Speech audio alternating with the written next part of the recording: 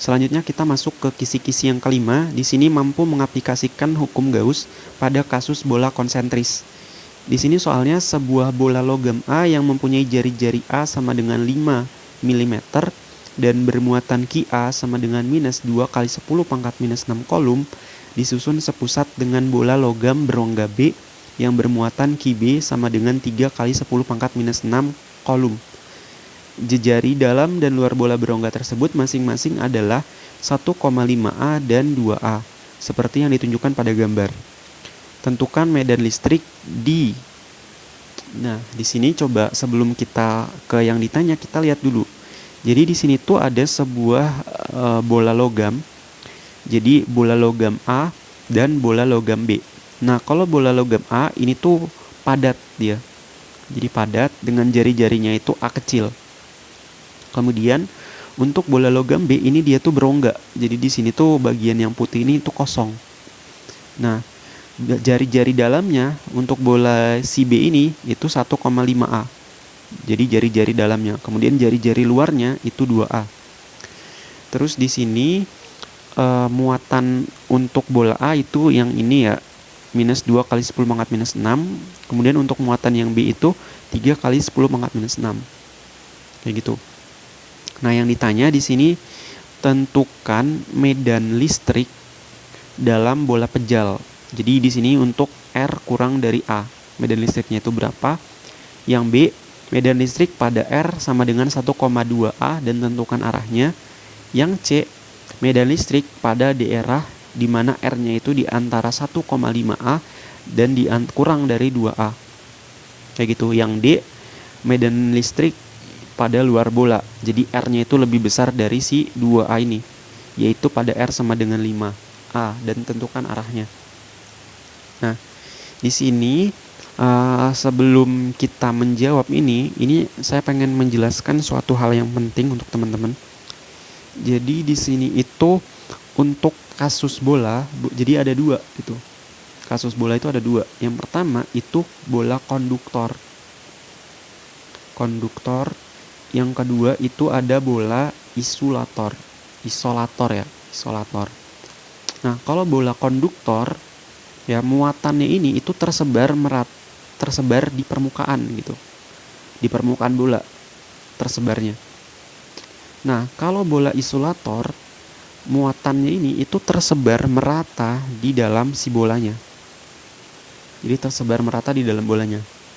Nah, itu bedanya. Nah, karena kasus kita di sini itu logam itu merupakan konduktor gitu. Ya kan? Jadi kita akan coba menggunakan si konduktor ini. Kayak gitu untuk menjawab pertanyaan-pertanyaan ini. Kita jawab yang A. Yang A itu R-nya kurang dari A. Nah, artinya kalau kita pengen membuat permukaan Gauss-nya, jadi ini tuh kan R-nya nih. R-nya itu A. Kurang dari A berarti kita anggaplah di sini. Kayak gitu. Nah, kita ingat bahwa konduktor itu muatannya ada di permukaan. Nah, kalau kita lihat yang bola B, muatannya itu ada di sini. Ya, di permukaan ini. Nah, kalau bola A, muatannya itu ya ada di permukaan ini gitu. Nah, artinya di dalam sini, yang di dalam ini, yang searsir ini tuh nggak ada muatan gitu. Nah, jadi di R kurang dari A, Q enclose-nya itu sama dengan 0 gitu. Nah, karena di sini itu medan listrik itu berbanding lurus dengan Q enclose, sedangkan Q enclose-nya 0, berarti medan listriknya itu sama dengan 0. Jadi untuk yang A itu sama dengan 0. Kayak gitu. Nah, kemudian kita coba lihat yang B. Nah, untuk yang B di sini itu R-nya itu sama dengan 1,2A. Ya. Nah, jadi kita ingat lagi yang tadi, kalau untuk muatan B, yang B ini, bola B itu muatannya ini. Nah, untuk muatan untuk bola A, muatannya itu di sini. Gitu ya, di permukaannya ini. Di ininya lah, di pinggir-pinggirnya ini. Kayak gitu. Nah, untuk jari-jari 1,2A. Nah, 1,2A berarti itu ada di sekitar sini lah ya, 1,2A. Jadi dari sini itu kan A nih, dari sini sampai ujung sini A. Nah ini 1,2A, berarti agak naik sedikit gitu, kayak gini.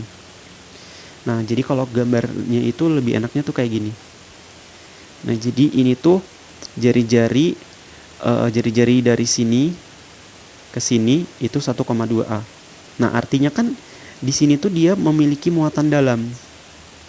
Jadi permukaan Gaussnya ini yang garis-garis merah ini ya. Nah, di sini itu, di dalam sini itu kan ada QA gitu kan. Yang sesuai lah sama gambar yang ini. Jadi di pinggir-pinggir kulit bola ini tuh ada QA. Jadi bisa kita simpulkan bahwa Q enclosed pada Q enclosed-nya di sini tuh sama dengan QA pada R sama dengan 1,2A. Jadi Q enclosed-nya itu ada nih. Kayak gitu. Nah, untuk kasus bola ya. Jadi untuk kasus bola, ini kasus bola. Nah, untuk kasus bola di sini kita untuk mengerjakan ini kita sudah tahu sebelumnya. Kalau flux atau ini ya, medan listrik kayak gini, medan listrik dikali dA itu sama dengan Q enclosed dibagi dengan epsilon 0. Gitu. Nah, dA di sini itu ini tuh merupakan luas.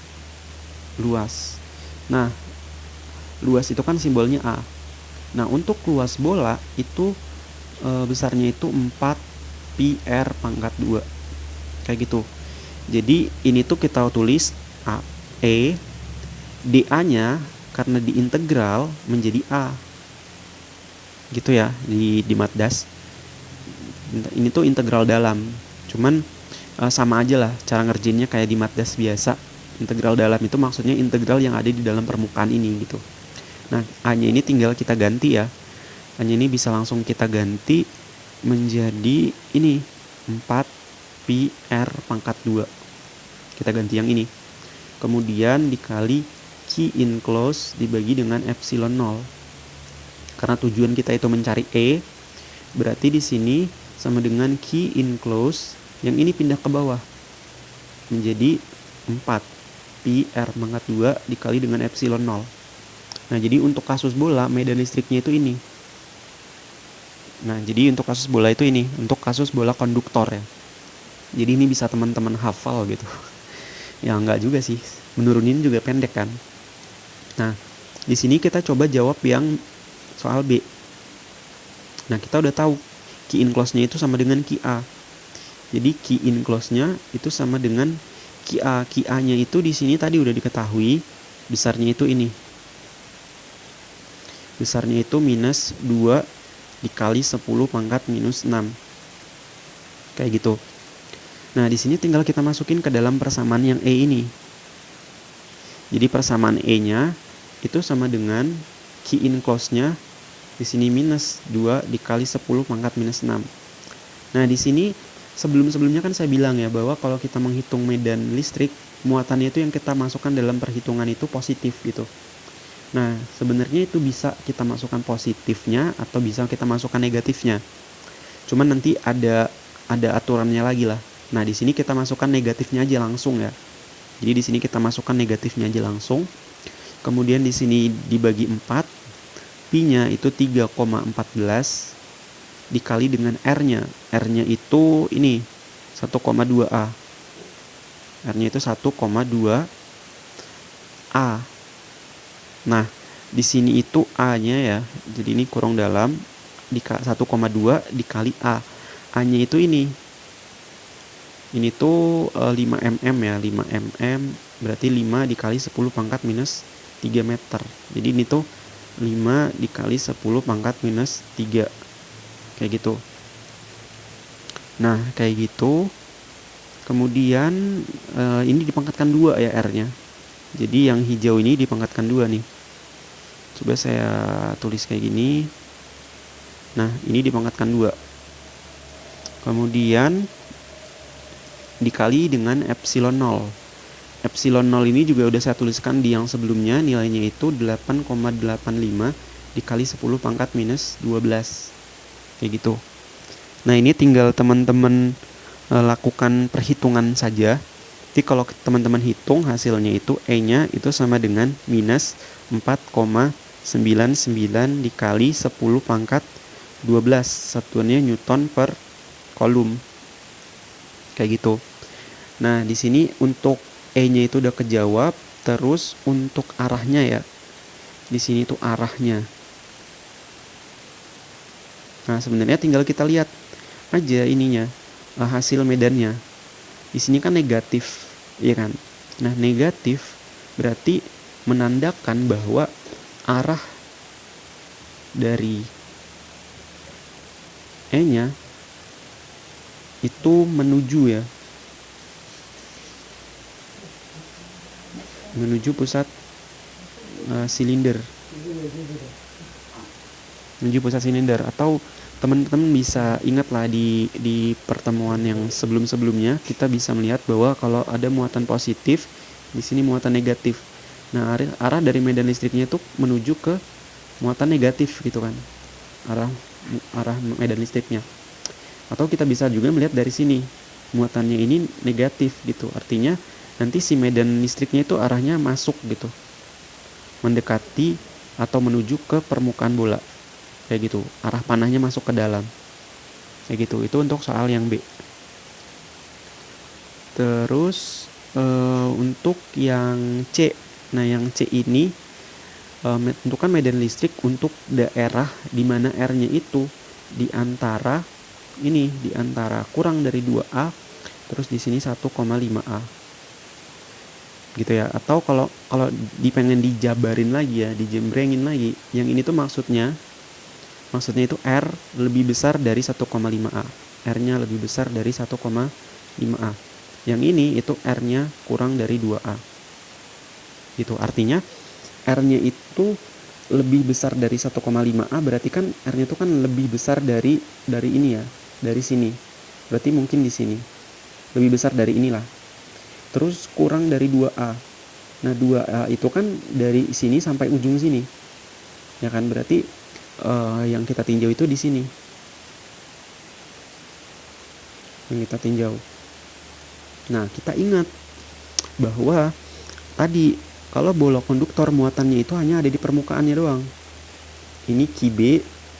Nah, sedangkan ini tuh Ki A di permukaan bola A. Di pinggir sini. Nah, karena yang kita tinjau itu hanya jari dari sini ya, hanya dari sini sampai sini. Ya kan, yang kita tinjau itu. Nah, di sini tuh nggak ada muatan gitu. Di sini tuh nggak ada muatan di bagian sini.